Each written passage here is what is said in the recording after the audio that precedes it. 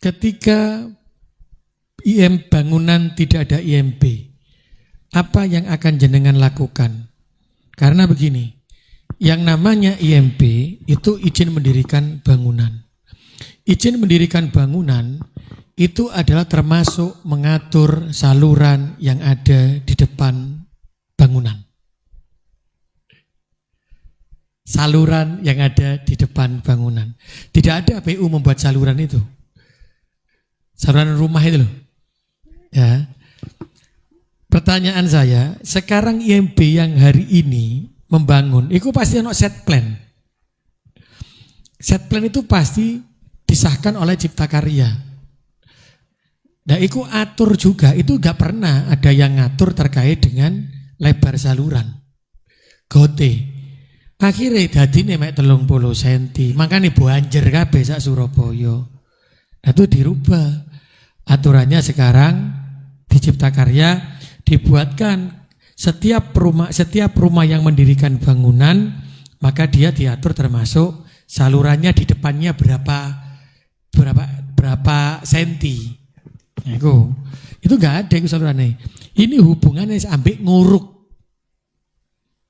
Lah nguruk ini ning sapa? Ya nang Cipta Karya. Wong ini lahan kosong yang semula ada sawah atau ada kosong dibuat menyerap air, tiba-tiba diuruk, Pak. Full nutup.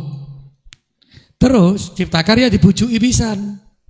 Bangune gak langsung segitu area, ceplok izinnya pasti akan ceplok.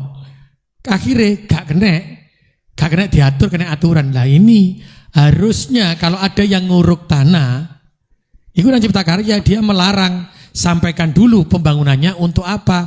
Kalau mereka menyampaikan tidak ada bangunan, ya ojo diuruk.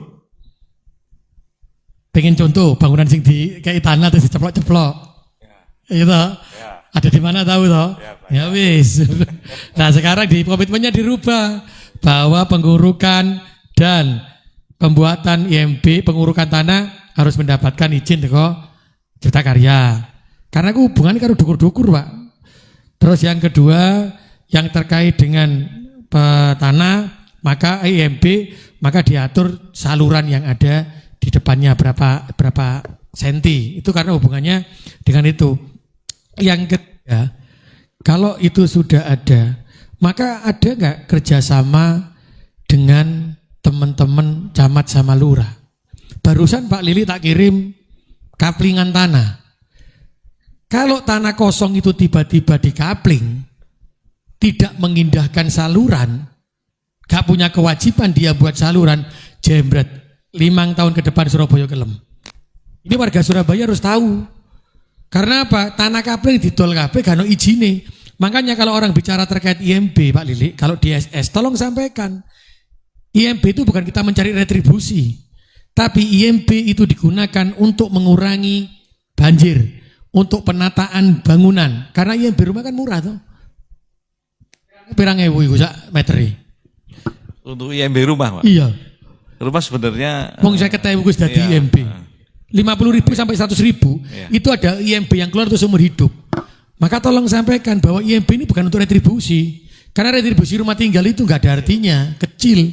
Tapi IMB itu digunakan untuk penataan bangunan, penataan saluran tidak banjir. Berarti lek ono wong sing nolak IMB, berarti dia pasti melanggar aturan. Kenceng ono. Jadi mulai sosialisasi kepada RT RW bahwa ini bukan untuk retribusi. Ono wong fitnah diputer bahwa IMB itu untuk retribusi, mencari uang pemerintah kota. Salah besar. Karena IMB rumah tinggal itu hanya 50.000 sampai 100.000 seumur hidup. Tapi kalau dia tidak ada IMB-nya, hancur tata ruangnya, akhirnya banjir. Contoh sekarang yang dekat-dekat sungai itu, karena IMB ini kabeh, warganya menang, tapi ketika banjir bingung jaluk Pemkot. Pak benakno ya apa masuk kaya tak pasti dihilangi kabeh omah masing pinggir sungai. Loh, mereka harus sadar betul ketika banjir itu karena dampak manusia juga, dampak manusia yang tidak mentaati tata ruang. Nah, ini tolong disampaikan Pak Lili.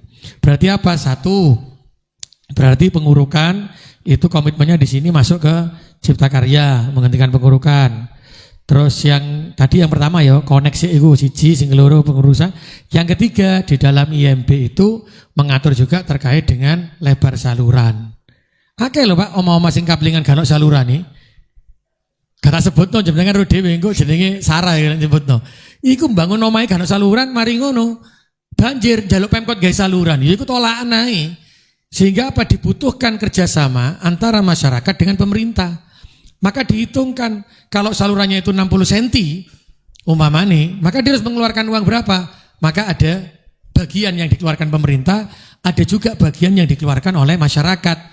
Kenapa? Bukan karena pemerintah tidak mau membayar, tapi kita harus mengedukasi. Lek ngono terus, kuape bangun gali saluran dikene pemerintah. Ya kan? Karena apa? Karena dia tidak punya IMB, sing kenceng ae, Pak. Sehingga ini yang harus diedukasikan ke masyarakat. Masyarakat harus tahu, bukan karena banjir. Itu yang terkait rumah ya dimasukkan, Pak. Ada yang. Yang ketiga, selanjutnya si hubungan sama IMB, masih pakai, Pak. Untuk rumah yang peralihan fungsi menjadi tempat rumah makan pertokoan, contoh di Jalan Kartini, itu banjir ngomeli nang Pemkot, Pak. Yang diminta bangun Pemkot. Loh, kenapa? Mereka yang berubah fungsi, ketika ada perubahan fungsi di Cipta Karya, itu memang bangunan lawas-lawas, Pak. Sadurunge aku bareng, Yohan. Sekarang datangi mereka untuk memberikan sumbangsihnya, karena mereka peruntukannya sudah berbeda. Kalau peruntukan untuk rumah tinggal, maka salurannya cukup 60 cm. Tapi kalau berubah untuk menjadi bangunan yang seperti sekarang, salurannya dari 120 cm, Pak.